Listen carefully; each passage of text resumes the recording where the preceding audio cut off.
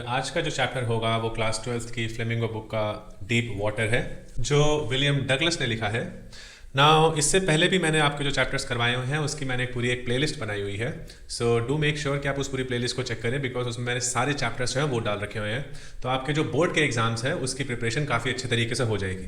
Now अब chapters को और लेसन्स को शुरू करने से पहले मैंने आपको एक चीज़ बताई थी कि जो आपकी जो ये बुक है 12th क्लास की फ्लेमिंगो और विस्तास, ये कुछ इस तरीके से स्ट्रक्चर की गई है कि वो आपको चलो एग्जामिनेशन पॉइंट ऑफ व्यू से तो चलो पढ़नी ही है, बट वो आपको एक आगे लाइफ के इवेंट्स के लिए भी सेट करेगी because these lessons are going to teach you a lot of things.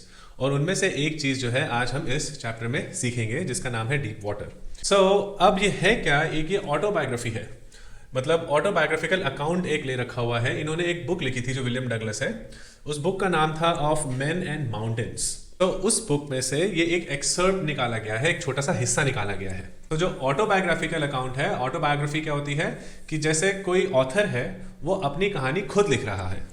मैं ऑथर हूं और मैं अपने ही बारे में लिख रहा हूं, अपनी कहानी छाप रहा हूं पूरी, तो वो ऑटोबायोग्राफिकल कहलाती है। और अगर मैं ऑथर हूं और मैं किसी और के बारे में लिख रहा हूं, ओके, उसकी पूरी जिंदगी के बारे में लिख रहा हूं, तो वो बायोग्राफी कहलाएगी। ये डिफरेंस होता है दोनों में, आप इसका ध्यान रखिएगा। सो ये एक ऑटोबायोग्राफिकल अकाउंट है, ऐसी कुछ इवेंट्स हुई थी इसके अंदर जो उनकी लाइफ के साथ भी पूरी की पूरी रिलेट करती है। ऑलराइट, तो उन्होंने वही लाइफ की अपनी इवेंट्स जो है इस स्टोरी में डाली है। ठीक है, सो कौन सी है वो? It's a childhood traumatical misadventures left an imprint on narrator's mind, a feeling of fear held on to him for long. अब उनकी चाइल्डहुड में जब वो छोटे थे तो उनके साथ कुछ ऐसे ट्रॉमेटिकल इश्यूज हुए थे, ऐसी चीजें हुई थी जो उनके माइंड पे एक इम्प्रिंट कर गया, जो छप ही गया। वो उससे बाहर ही नहीं निकल पा रहे थे, जिससे वो बाहर निकलना उनके लिए बहुत ही ज्यादा मुश्किल हो चुका था। तो इसमें उन्होंने ये चीज दिखाई है कि वो किस तरीके से उस ट्रॉमा में गए, एंड उस ट्रॉमा में जब वो थे तो उनके साथ क्या क्या बीतती थी और किस तरीके से उस ट्रॉमा से वो बाहर भी आए। Alright, which is again going to be a very important lesson for all of us. Now इसमें और क्या है? Hydrophobic makes an effort to get rid of the terrible memory, first person narrative. अब है क्या? हाइड्रोफोबिक दिखाया है इसमें, जो कैरेक्टर है जो वाटर से डरता है। Hydro means water, phobic means fear. Okay, so fear of water. तो कैरेक्टर को वाटर से फियर दिखाया है, क्यों दिखाया है वो भी बताएंगे इसमें। Makes an effort to get rid of the terrible memory. अब उनकी याद में पानी से जो उनके साथ कुछ एक हादसा हुआ था, उसकी वजह से उनके माइंड में वो चीज़ जो एक इम्प्रिंट कर गई है वो मेमोरी में बार बार उनकी रिपीट होकर आता रहता है। तो वो अपनी लाइफ में कुछ भी ऐसे मेजर काम करते हैं तो वो फियर जो है उनको बार बार हॉन्ट करता है और वो उस फियर से ही बाहर निकलना चाह रहे हैं। It's a first person narrative. First person narrative मतलब कि मैंने जैसे अपने बारे में ही लिखा है तो आई यूज करूंगा मैं। ऑटोबायोग्राफिकल है तो वो अपने बारे में लिखा ऑथर ने, तो इसलिए वो फर्स्ट पर्सन नैरेटिव में है, वो अपने बारे में ही बता रहे हैं। तो ये आप अपने आंसर्स में जरूर लिखिएगा। He is trying to reconstruct the events. तो जब वो इवेंट्स बता रहे हैं तो वो धीरे धीरे धीरे करके उसका एक स्ट्रक्चर तैयार कर रहे हैं। वो ऐसे नहीं कर रहे कि पहले ये बता दिया फिर कुछ बता दिया फिर कुछ बता दिया, ऐसे करके उन्होंने कुछ भी नहीं बताया।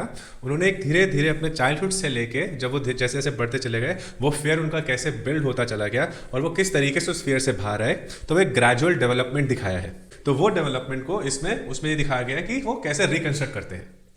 ये है थोड़ा सा स्टोरी के बारे में। It is not the summary but story के बारे में एक आइडिया देना था।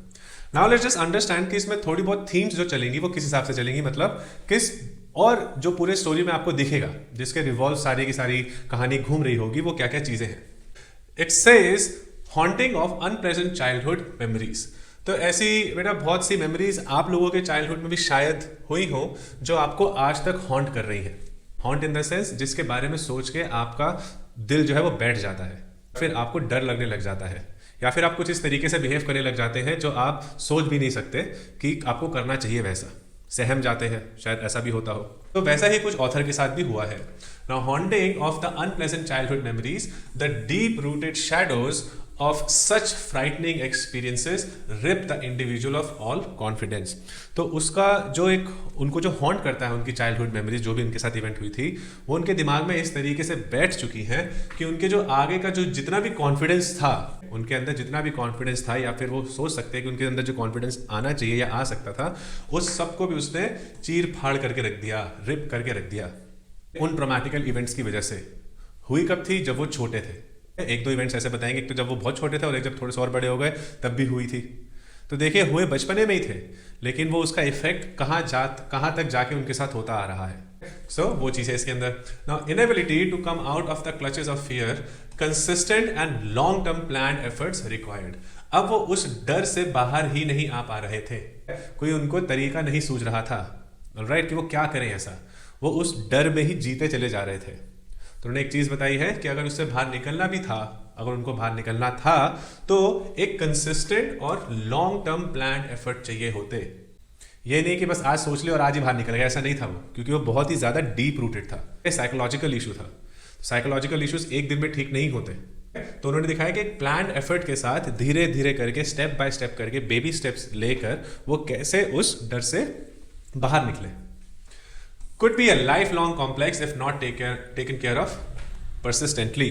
और अगर उसका ध्यान नहीं रखा गया तो ये पूरी जिंदगी भर आपके अंदर एक कॉम्प्लेक्स बैठ ही जाता है और बैठ ही जाएगा, आप उससे कभी बाहर निकल नहीं पाओगे अगर आपने उसको टाइम रहते रहते प्लान एफर्ट्स के साथ डील नहीं किया। वही चीज इसमें दिखाई है। Now, he also says, the story also describes about that we should learn from mistakes and move on, make new experiences, कि अपनी गलती से सीखो और आगे बढ़ो, वहीं बैठे मत रहो। चाहे अपनी गलती से सीखो, चाहे किसी और की गलती से सीखो, लेकिन सीखो जरूर। चाहे खुद गलतियां करो, उससे भी सीखो। सो वही चीज कहना चाह रहा है कि we should learn from mistakes and make new experiences. New experiences बनाओगे तभी आप सीखोगे, तभी आप आगे और बढ़ोगे। Now, misadventures can help better our vision regarding the future and can be a good guide. ये बहुत इंपॉर्टेंट है कि जो misadventures होते हैं हमारी लाइफ में, ओके, ऐसी इवेंट्स जो हम एक्सपेक्ट नहीं करते लेकिन हो जाती हैं हमारे विश के खिलाफ, हमारे विल के अगेंस्ट, तो वो एक तरीके की बहुत ही अच्छी गाइड भी हो सकती है हमारे लिए। एग्जाम्पल अगर एक मूवी का दे के बताऊं तो वो गाना सुना है जिसमें है ठुकरा के मेरा प्यार मेरा इंतकाम देखेगी, है ना।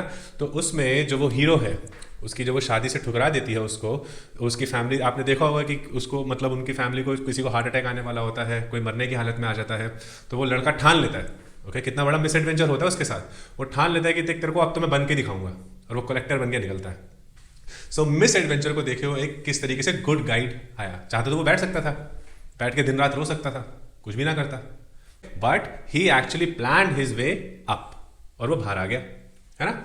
Now, shouldn't be intimidated by unfortunate circumstances, rather should take them in a positive way and strive ahead. और क्या ये स्टोरी सिखाती है कि जो हमारी लाइफ में कुछ अनफॉर्चुनेट सर्कमस्टांसेस हो जाते हैं, अनफॉर्चुनेट किसी भी तरीके के हो सकते हैं, गॉड फॉरबिड किसी की डेथ हो जाए आपके लव्ड वन की, ऐसा कभी ना हो, बट फिर भी ऐसा कुछ अनफॉर्चुनेट सर्कमस्टांस, ब्रेकअप्स हो जाए, फेलियर्स आ जाए, कोई भी कैटास्ट्रॉफिक इवेंट हो जाए, तो वो वही कह रहे हैं कि उनसे हमको डर के बैठ जाना नहीं चाहिए। होता रहता है, सारी चीजें लाइफ है, ओके, लाइफ में सारी चीजें चलती रहती हैं। तो वो वही बताना चाह रहे हैं कि आपकी लाइफ में अगर ये सब हुआ है तो आप उसमें, ठीक है, आप थोड़ा बहुत उदासी आती है, आप सैड होते हो, but you should try your way to, you should try to come out of it, rather than just sitting and being upset about it, आप उससे बाहर निकलने की कोशिश कीजिए। वो चीज इसमें बताते हैं, ठीक है। तो अब जो स्टोरी है वो कुछ ज्यादा डिफिकल्ट नहीं है, बहुत सिंपल सी स्टोरी है, ओके। मैं आपको उसको एनालिसिस के साथ समझाता रहूंगा। अब इसमें है कि शुरुआत कैसे होती है, वो अब कुछ अपने अकाउंट्स के बारे में बताते हैं। अकाउंट्स इन द सेंस कि क्या क्या चीजें उनके साथ हुई थी, एक मेमोरी रिकलेक्ट करते हैं वो। सो क्या है, William recounts incidents from his childhood, incidents that had morbid impact on him. तो विलियम जो ऑथर है वो अपने चाइल्डहुड के इंसिडेंट्स को कुछ बारे में, उसके बारे में बता रहे हैं, कुछ ऐसे इंसिडेंट्स के बारे में बता रहे हैं जिनके उनके माइंड पे एक मॉर्बिड इम्पैक्ट हुआ था, एक deep rooted, deep seated impact हुआ था, एक घातक, एक जानलेवा तरीके का इम्पैक्ट जो उनकी माइंड पे वो कर चुका था। ऐसे इवेंट्स के बारे में बता रहे हैं। Now and influenced his views about life and death. तो जो ऐसे इवेंट्स उनके साथ हुए थे जिनकी वजह से उनकी जो लाइफ और डेथ को लेके जो विचार थे वो ही जबरदस्त तरीके से इन्फ्लुएंस हो गए थे। ये नहीं था कि छोटी मोटी बात हुई होगी तो उन्होंने खाना छोड़ दिया या सोना छोड़ दिया, ऐसी चीजें नहीं। वो जिंदगी और मौत के बीच में ही उनकी लाइफ को उन्होंने इन्फ्लुएंस कर दिया। ऐसे इवेंट्स थे, इससे कहते हैं ना मौत से रूबरू होना, वैसे वाले incidents, because he was very young जब उनके साथ ऐसे इंसिडेंट्स हुए थे। Now he wanted to learn swimming when young. He was 10 or 11 years old at YMCA pool. तो वो अब शुरुआत कर रहे हैं, इसका एक स्ट्रक्चर बिल्ड करना शुरू कर रहे हैं वो कि हुआ क्या था, वो इंसिडेंट बता रहे हैं कि कैसे शुरुआत हुई थी और क्या क्या हुआ था। Now he wanted to learn swimming. जब वो 10-11 साल के थे at YMCA pool. Now mother didn't want him to swim in Yakima River, so scared of him getting drowned because of the past many incidents. तो वो जब swimming सीखना चाहता था तो उसकी मदर जो थी वो ये नहीं चाहती थी कि भाई ये किसी नदी में जाके सीखे, बिकॉज जो जाकिमा नदी थी उनके घर के पास में, वहाँ पर काफ़ी सारे ऑलरेडी अनफॉर्चुनेट इवेंट्स हो चुके थे। तो ऑब्वियसली मदर नहीं चाहेंगे भैया मेरा बच्चा भी कुछ ऐसा सीन हो जाए उसके साथ। तो उनकी मदर उसी में खुश थी कि ठीक है इससे एक बढ़िया काम कर, तो YMCA के स्विमिंग पूल में चला जा, वहाँ जाके सीख ले, वो ज़्यादा सही है, at least would be safe there. तो वो भी वहां जाके सीखना शुरू करता भी दिखाएंगे आगे ना। Pool was a safer alternative, obviously एक मदर के लिए भी और किड के लिए भी, चाइल्ड के लिए भी एक सेफर ऑल्टरनेटिव था, वो सेफ जगह थी। Now conscious of his thin legs, he managed to go for swimming. Now he was conscious. There are many people जो अपने physical appearance को लेके conscious होते हैं। कोई पतला है, कोई मोटा है, कोई काला है, कोई गोरा है, कोई किसी की टांगे छोटी हैं, किसी के हाथ बड़े हैं, वो सारे अपने अपीयरेंसेस को लेके एक भेदभाव की अपने ही आप से एक वो अंदर एक फीलिंग आ जाती है। तो वही चीज़ उनके अंदर भी थी। He was getting conscious about it. Because उसकी जो टांगे थी वो बहुत पतली थी, okay, but still he gathered up courage and he walk towards the swimming pool. फिर भी अपनी हिम्मत इकट्ठे करके वो स्विमिंग पूल पे जाता है ना। Aversion to water from childhood. अब क्या है ये बेटा, ये अपने आंसर में जरूर डालना ये फ्रेज, एवर्जन टू वाटर, पानी से बैर। क्यों था? बचपन से ही था।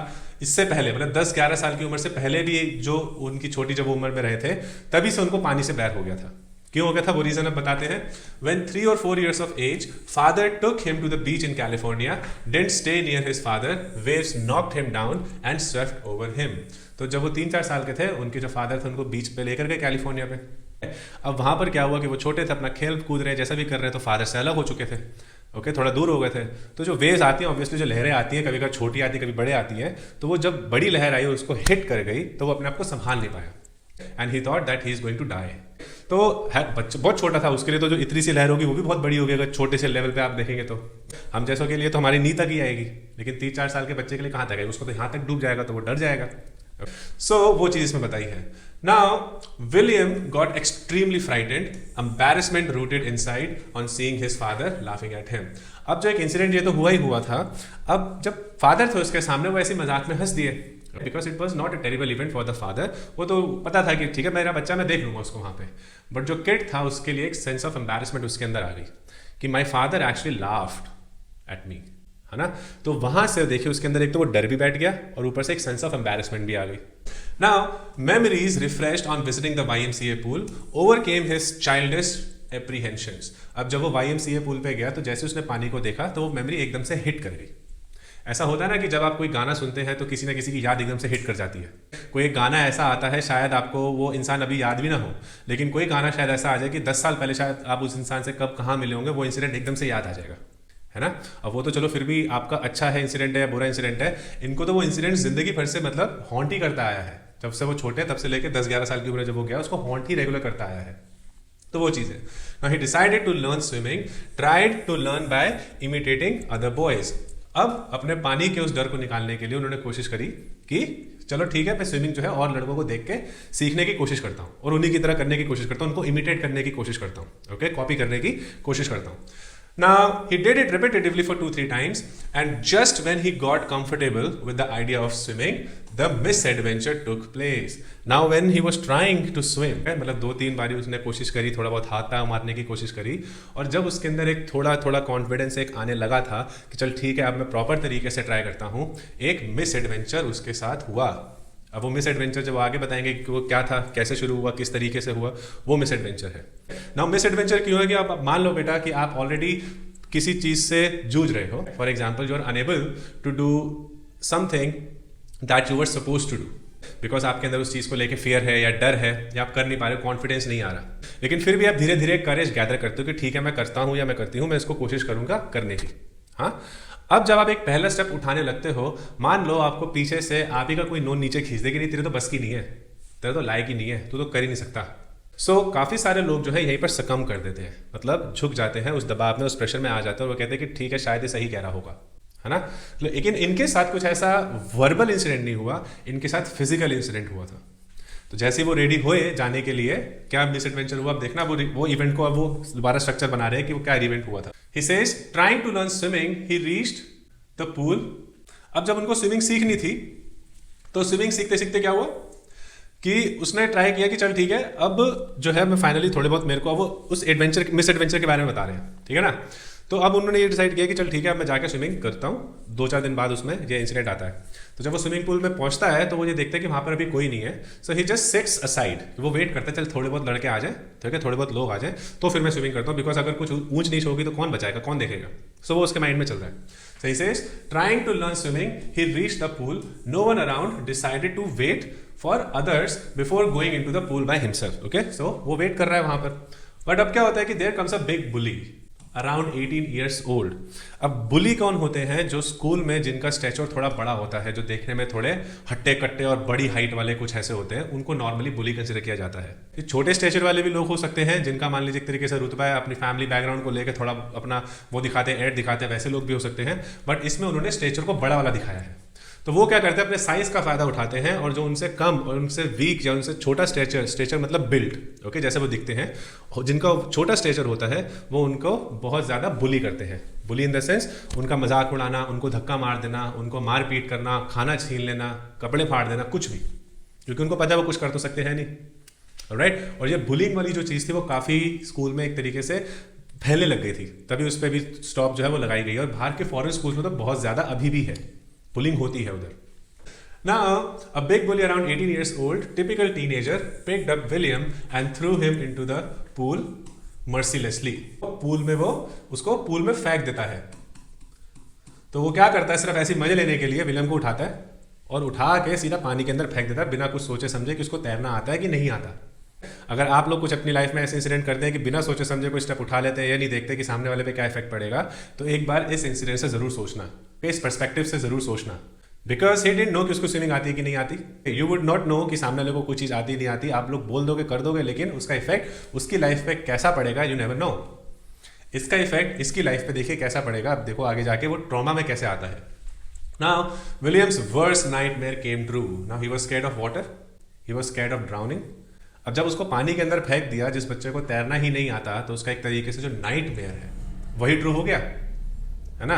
कैसे ट्रू हुआ देखिए, not knowing how to swim he gasped for air, tried to swim up, tried pulling himself up against the surface, and then paddled to the edge of the pool, tried every rule to come up, failed in all attempts. अब इसमें सारे पैतरे दिखा दी कि वो जो आजमाता है बाहर आने के लिए, क्या क्या क्या दिखाया इसमें कि अपने आप उसको जानता तो है नहीं कि स्विमिंग कैसी है, तो वो पहले सांस ले रहा है क्योंकि पानी के अंदर डाल दिया, जैसे 1 सेकंड के लिए बाहर आता है वो सांस लेता है ऐसे, फिर एकदम से अंदर चला जाता है। अब अंदर जाता है उसको पता नहीं, वो फिर सांस लेने की कोशिश करता है तो पानी उसके अंदर भर जाता है, फिर थोड़ा सा बाहर आता है, फिर वो पाँव मारने की कोशिश करता है, हाथ मारने की कोशिश करता है, बट कुछ भी काम नहीं करता, बिकॉज उसने प्रॉपर तो सीखा ही नहीं है।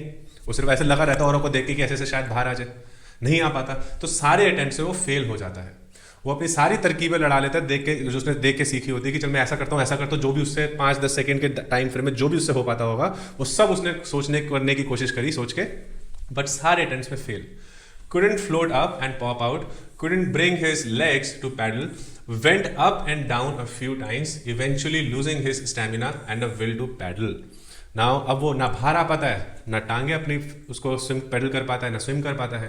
तो होता क्या है कि एक तरीके से धीरे धीरे धीरे अब उसकी बॉडी में, क्योंकि जब वो अंदर जा रहा है तो पानी भी भर रहा है, अब पानी भर रहा है तो बॉडी और हैवी हो रही है, तो उससे क्या हो रहा है कि उसका जो स्टेमिना है, क्योंकि वो थक चुका है अब अपने हाथ पाँव मार के, उसका स्टेमिना और नीचे आता चला जा रहा है, eventually losing his stamina and a will to paddle. अब स्टेमिना ही नहीं रहा अंदर उसके, तो विल भी खत्म हो रही है धीरे धीरे। अब वो उसको पता लग रहा है कि कुछ भी नहीं हो रहा इससे, तो उसकी स्पीड भी धीरे हो रही है और वो अब एक तरीके से अनकॉन्शियस होने वाला है। Meanwhile he had swallowed a lot of water, got unconscious. तो ये करते करते उसने काफी सारा पानी अब निकल चुका है वो, और वो बेहोश हो जाता है। तो इसके बाद अब जो आगे का इंसिडेंट है वो थोड़ा होश में आता है, वो ये देखता है कि उसके साथ क्या क्या चीजें होती हैं। जब होश में आया वो later on found that he was saved, others were trying to revive him. बचा लेते हैं लोग उसको पता नहीं होता कि वो बच भी पाएगा या नहीं, बट कुछ लोग उसको वहां पे जो है वो बचा लेते हैं। And others were trying to revive him, मतलब उसमें सांस भरने की, पानी पहुंचने की, पानी निकालने की, छाती को दबा के जो पानी निकालते हैं वो सारी चीजें CPR वगैरह करके उसे कोशिश करते हैं बचाने की। अब होता क्या, देखिए ट्रॉमा उसकी लाइफ में और कैसे एड ऑन होता है। हाँ, ट्रॉमेटिक इवेंट तो हो गई, मिस एडवेंचर तो हुआ उसके साथ। Now he went back home terribly in weak condition and trembling due to terror. अब वो घर जाता तो है, एग्जॉस्टेड होता है वो बहुत ज्यादा, but he is not exhausted in trying to come out of the water. Okay, वो पेडलिंग करके वैसे वो वाला नहीं थका था, वो एक तरीके से उस टेरर से एग्जॉस्ट हो चुका था। तो वो अपने घर जाता है और वो टेरर में आ जाता है पूरा का पूरा कि ये हुआ तो हुआ क्या उसके साथ, और ज्यादा सॉलिडिफाई हो गया वो जो उसके साथ बचपन में जो इवेंट हुई थी। इसको और ऐड ऑन कर दो तो देखो क्या बीत रही है। Now phobia haunted him for several years. Couldn't enjoy any other water sport. तो जो इसका ये फोबिया था वाटर का, अब वो किसी पानी वाली इवेंट के पास भी जाता तो उसको वो देख के भी डर लगता था। खुद सोचिए अगर आपके साथ अगर ऐसा कुछ हो जाए तो आप अपनी लाइफ कैसे जिएंगे। और वो तो खैर बच्चा था, एक बच्चे की लाइफ में जब उनको वाटर पार्क ले जाया जाए तो वो कितने खुश होते हैं। And he couldn't even enjoy that. कुछ वाटर स्पोर्ट्स होते थे वो भी एंजॉय नहीं कर पाता था because of such a traumatic event, because of that bully जिसने उठा के उसको पानी में फेंक दिया बिना कुछ सोचे समझे। उसका क्या गया, उसका तो कुछ भी नहीं गया, बट एक के दिमाग में जो इम्प्रिंट करा वो इंसिडेंट देखिए किस हद तक चला गया, that he actually couldn't enjoy anything in his life when it come to water. So he started resenting this and decided to get an instructor to learn swimming.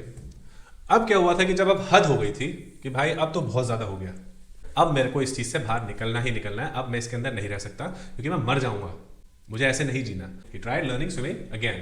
So अब क्या हुआ कि उसने इंस्ट्रक्टर हायर किया। अब जो instructor higher किया था वो भी काफी अच्छा था, वो उसको बहुत ही अच्छे तरीके से प्रैक्टिस करवाता था, वो उसके कॉन्फिडेंस की, उसको सेल्फ कॉन्फिडेंस को बिल्ड करने की कोशिश कर रहा था ताकि उसका कॉन्फिडेंस और ऊपर आ सके। तो उसको अलग अलग तरीके से, आपने बुक में पढ़ा होगा, चैप्टर में भी है ये चीज़ कि उसके कमर पे रस्सी बांध के पुलिस से लटका के उसको तैरने के लिए सिखाता था। वो इंसिडेंट कैसे इंपॉर्टेंट है, बिकॉज अगर एक छोटा बच्चा है उसको अगर आपने साइकिल चलाना सिखाना है तो पेरेंट्स क्या करते हैं, वो आगे एक्स्ट्रा पेडल्स लगाते हैं और कभी कभी सीट में भी हाथ रखते हैं। तो बच्चे को एक तरीके से एक सेटिस्फैक्शन हो जाता है कि हाँ ठीक है, आई विल बी सेफ। तो माइंड में वो सेफ है, वो थोड़ा फ्रीली होके अपना एक्शन करता है जो उसको करना होता है, वो साइकिल चलाता है या जो भी करता है। तो वैसे ही जो इधर इंस्ट्रक्टर था वो उसको उस तरीके से ट्रेन करने की कोशिश कर रहा था। And slowly and gradually he actually built out a swimmer out of him. ये आपके चैप्टर में लाइन भी, और इसको डालिएगा जरूर। सो वो उनके सारे कॉन्फिडेंस को बाहर निकालने की कोशिश करता है और उसको सेल्फ कॉन्फिडेंस और ज्यादा मजबूत करने की कोशिश करता है। Would lose the grip on the rope to see if practice was yielding any result. और वो ये देखने के लिए कि क्या वो वाकई में सीख रहा है।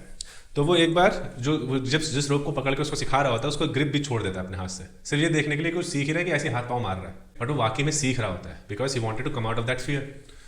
Now, strong determination and a will to get rid of the childhood fear got him out of the clutches of hydrophobia.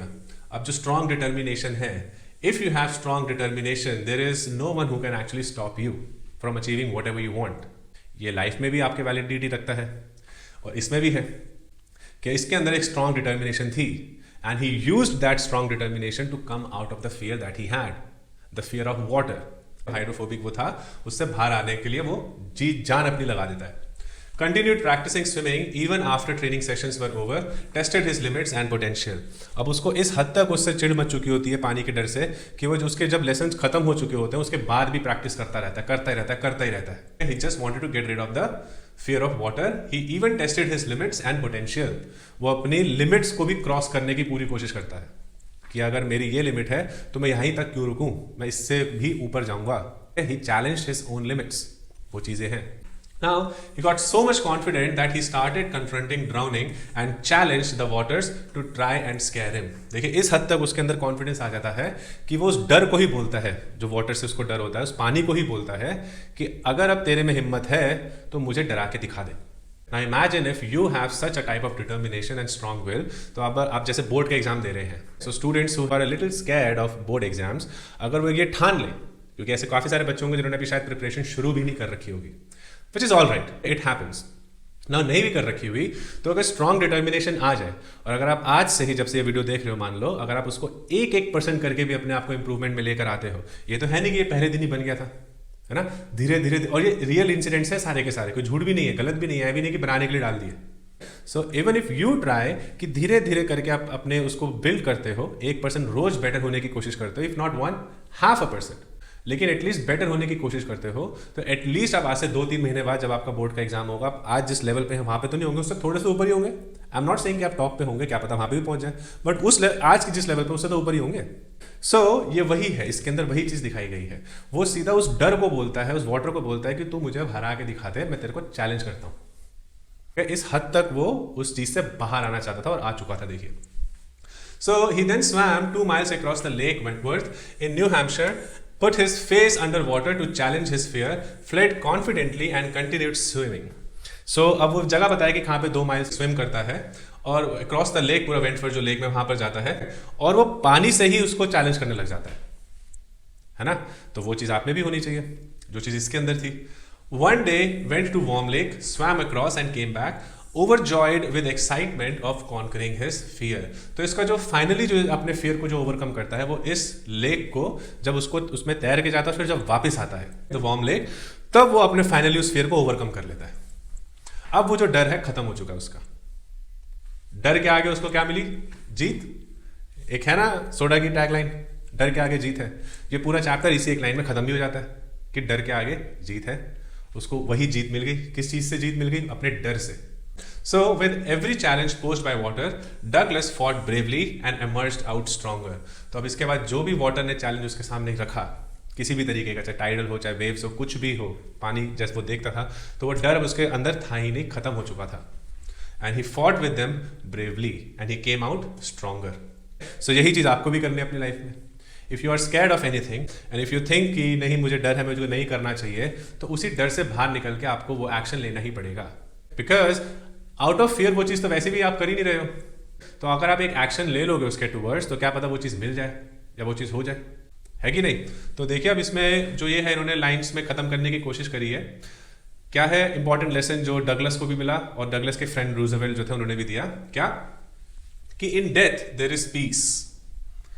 कि आपको मौत से डर लगता है ना, बट मौत में तो एक्चुअली पीस है। In death there is peace. जो रियलिटी क्या है? There is fear only in the fear of death. कि आपको मौत का डर है, उस डर का डर है आप लोगों को। There is fear only in the fear of death. मौत से क्या डरना? मौत तो एक्चुअली में पीस है। अगर आ गई तो आप गए, खत्म। क्या है उसके बाद? कुछ पता थोड़ा लग रहा है। लेकिन जब तक वो आती नहीं है, उसका डर जो है वही मेन है। The fear is only in the fear of death. वही डर है, वो ये समझाना चाह रहा है इसमें। So once that fear is gone, there is actually peace. हाँ, तो जो उनके जो फ्रेंड थे उनका भी कुछ ऐसा सा ओपिनियन है। रूजवेल्ट, जो फ्रैंकलिन डी रूजवेल्ट वही वाले हैं, यूएस के प्रेसिडेंट, 32nd प्रेसिडेंट थे यूएस के। तो वो क्या कहते हैं? देखो, all we have to fear is fear itself. कि अगर इस लाइफ में किसी चीज से डरना है, तो जो डर एक होता है किसी को, या डरना है, तो वो डर ही है। हमें डर का ही डर नहीं होना चाहिए, बट हम लोगों को इस डर का ही डर है, वो ये कहना चाह रहा है। हमें वो भी डर नहीं होना चाहिए। Why are we fearing from something और anything? Why? There is no need. You should actually step forward and work towards it, fight for it, and ultimately emerge out to be a winner. So मेरे जो बच्चे इसको देख रहे हो, जिनका भी 12th का बोर्ड का एग्जाम है, I would request you, अगर आपको थोड़ा बहुत भी डर लग रहा है, आप थोड़े बहुत भी इंटिमिडेट हो रहे हो इस 12th बोर्ड के एग्जाम से, तो इसी तरीके से ट्रीट करो जैसे डगलस उस वाटर को ट्रीट करता है कि तू कर क्या लेगा बे, पानी तो है। वो सीखता है, चाहे पानी कितना गहरा होता है, और वो छोटा सा बच्चा है, स्विमिंग सीखता है। वो इतना गहरा समंदर, इतनी गहरी लेक, उस छोटे से बच्चे की विल पावर को और बच्चे को डुबो नहीं पाती। तो ये बोर्ड्स क्या है, राइट? सो प्रिपेयर इट, और वीडियोस को देखोगे तो और अच्छा सा प्रिपेयर हो जाएगा, बिकॉज अभी मैं आगे क्वेश्चन आंसर्स भी डालूंगा। और चैनल को सब्सक्राइब जरूर कर लेना, बिकॉज ये सारी वीडियो मैं क्लास 12th की इंग्लिश के सिलेबस की उसमें एक प्लेलिस्ट में डाल रहा हूँ। तो आप उस प्लेलिस्ट को देखोगे तो सारी चीज़ें क्लियर हो जाएंगी। मैं इसी तरीके से अच्छे तरीके से समझाऊंगा सारी की सारी चीज़ें। Thank you.